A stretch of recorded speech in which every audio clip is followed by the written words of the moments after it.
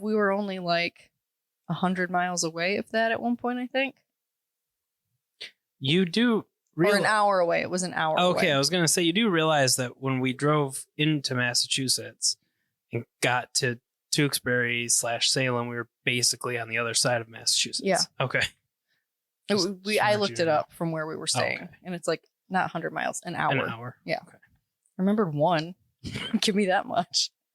It's like the New England version of the Bermuda Triangle. There's all sorts of funky stuff going on in the 200 miles that make it up, from Bigfoot to UFO sightings, cult activity, heavy on the animal sacrifice stories with that one, Pukwudgies, and even Native American curses.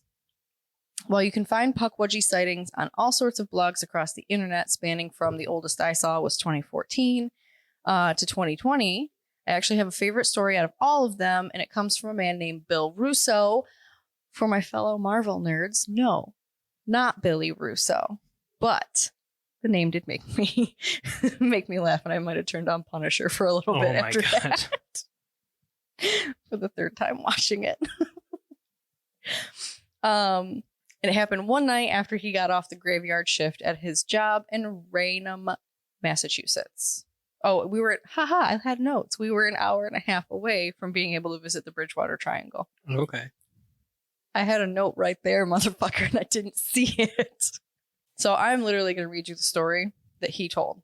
For 6 years, I was on the 3 to midnight shift at a nearby ironworks. After work, it was my nightly custom to take my dog, Samantha, for a walk. I don't. Shut up. I know. It's a terrible name for a dog. I'm sorry.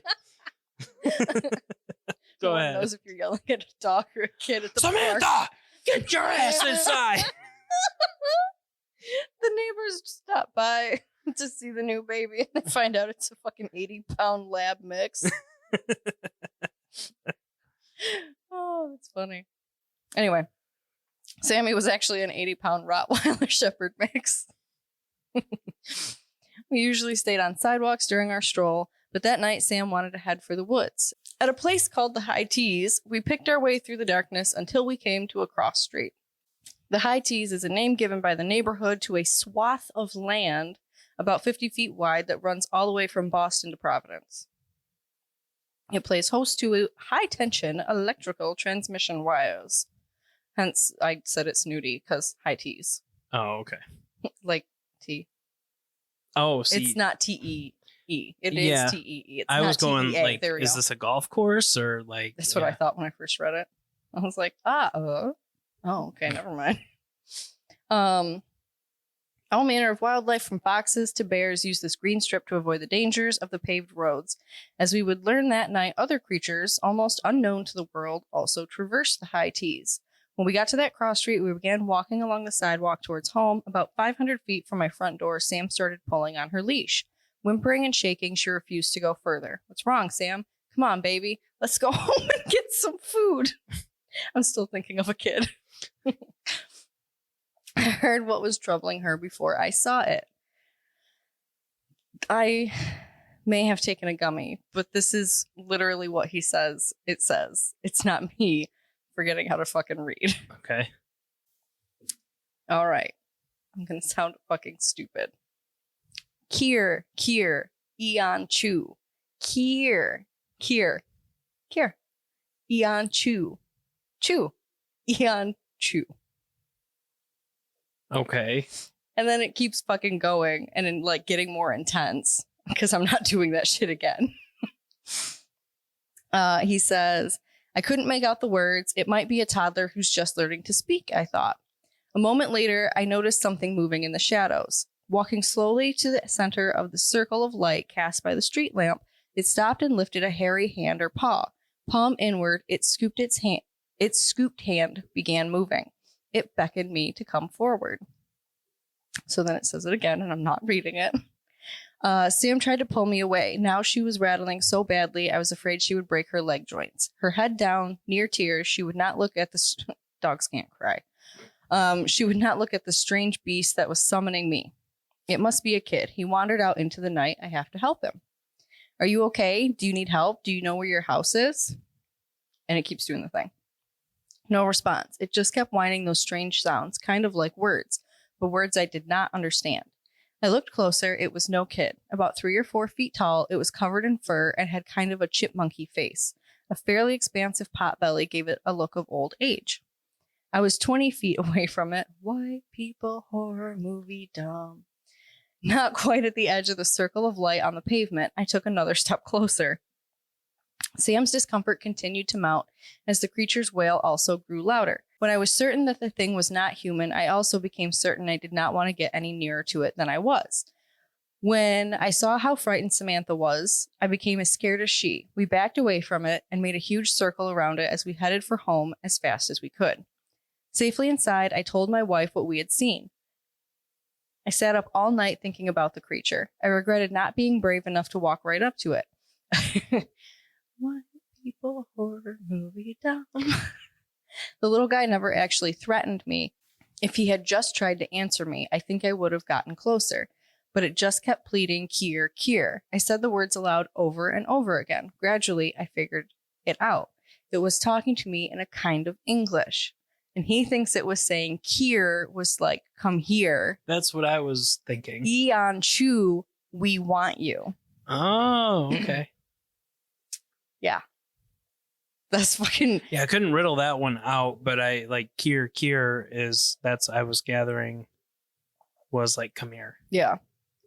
So, that one would freak me out. That would freak me out. If that happened to me, I'd probably unabashedly piss my pants. Absolutely. If you liked Bill's story and are interested in other tales from the Bridgewater Triangle, I highly recommend you check out the aptly named film Bridgewater Triangle, released in 2013. It's written and directed by Massachusetts natives Aaron Cadieux and Manny, I'm going to fuck this up, I think it's Italian, Famolare, Famolare. Yeah, that sounds about right. I can do the French name, I can't do the Italian name. And free to watch on YouTube. Oh, okay. Or... Is it a documentary? Mm-hmm. Or is it... Okay. It's not, yeah. It's got Bill's story in it and a bunch of other stories from the Bridgewater Triangle. Did you watch this? I started to. Oh. It was... I forget how long. It was like an hour and something. And I was like, I can't do another hour of sitting up on the floor. Gotcha. But yeah. Bridgewater Triangle. It's on YouTube. Pretty cool. Oh, is that it? Yeah. I just picked... I didn't do the whole Bridgewater Triangle, bro. I did Pukwudgies. Do you have more on Pukwudgies, or is that your whole episode? I gave you the entirety of that story and the entirety of their history. Oh, wow. Okay. Yeah, I just thought it was a really cool story. What the fuck, asshole? No. It is. I thought there was going to be more. I didn't know that was the end of it. Well, I have one other thing. What? If you'd like to introduce your children to Native American folklore in a less creepy way, there's a book, The Good Giants and the Bad Pukwudgies, written by Gene Fritz and illustrated, here's a fucking throwback, by Tommy DePaula. That means nothing to me. Wow, okay. If you're not a freak like me, you're sitting here looking at me like, Ash, who the fuck is that? Tommy DePaula is an American children's folk writer and illustrator most known for, at least by me, his Strega Nona and Big Anthony books. Nope. Really? Nothing. And I even noted in here, I remember him coming to our school once when we were in either Weston or Borland and did a whole workshop on writing and illustrating. Really? Yes. See, the only author I ever remember coming to our school was Jonathan Rand. You had Jonathan Rand? We had Jonathan Rand. Bro, we got fucked. You did. You really did. I mean, come on. I love Tommy DePaula books. So like as a smaller kid, not quite Goosebumps age, I was like, this is the fucking shit, man. Yeah, it was in Borland, so it had to have been, I don't know, somewhere between 3rd and 5th grade. I don't know. I think I was in 3rd grade when you guys did that. So yeah. I might have been in 3rd grade at the time because you wouldn't have been in that school yet. Yeah, but yeah, we had Jonathan Rand. It's really fun. Cool. He actually comes to our area a lot. Does he really? Yeah. For those of you who don't know who Jonathan Rand is, he wrote... I mean, they do sell them all over the United States. I know, but some people might not know. He wrote the Michigan Chillers books, which were all like, it was a series of... Dinos Destroy Detroit. Mayhem on Mackinac Island. I think that was the first one. Sinister Spiders of Saginaw. Aliens of Alpena. I had that. But they one. were like, I mean, they were thinner, like shorter. I don't even really want to call them kids books because they really weren't. They're more like early preteen. teen. Yeah. Like tween horror type books. And they were actually really, really fun. And he did a bunch of Michigan ones and then went on to the American Chillers. He didn't do all of them though. No. I don't think he ever finished I don't think he finished all 50 states. But he started to do American Chillers. Of course, he started with Michigan. And no, he's actually like a really cool dude. He's like super tall that I remember and like a hippie that checks kind of out. guy, like really long hair. He had like the goatee thing, the long goatee where you could like braid it and shit. Like, yeah. What's his face from Anthrax? If I'm picturing the right guy, yes. The bald guy. Yeah. Scott? I don't know the names. But he's actually visited the Bruce Mansion a couple times too. I did know that. So no, he's really cool. Why do I want to read those books again now though? Because they are good books. They are. I probably have them in a box upstairs. Here? Yeah. Oh. Because I took all my books home from my mom's house. Yeah. Except for one box, not just one book. Come on now. Also, I'm going to have I have links to both the movie and his IMDb page. Okay. And then I did put a link to Amazon where you can buy Good Giants and the Bad Pukwudgies. Oh, so you're going to have me put the links in the show notes? Mm-hmm. Cool. I can do that. So we want to thank you for listening to this week's paranormal, urban legend, kind of a little bit of mix of both episode of Hauntings, Homicide, and Hearsay. If you could take the 10 seconds to rate us on Apple Podcasts and Spotify or wherever you listen, greatly appreciate it. And we will talk to you guys on the next episode.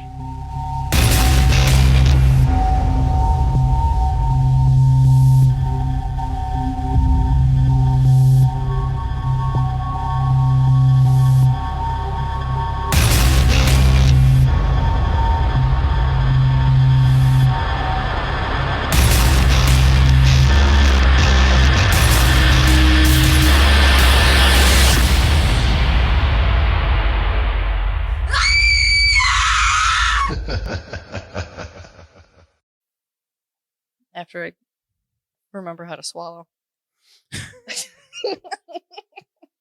Bitch, and you make fun of me when I tell you when I get high, my body forgets how to control my pee. So it doesn't know exactly when to cut everything off. So I just like start peeing and it's like one of those, like you think I'm an 80-year-old man having prostate issues. And it's just like... All I'm picturing is the fucking part of Austin Powers. Yes. Yes. It's exactly like that. Exactly like that. So shut the fuck up. Okay.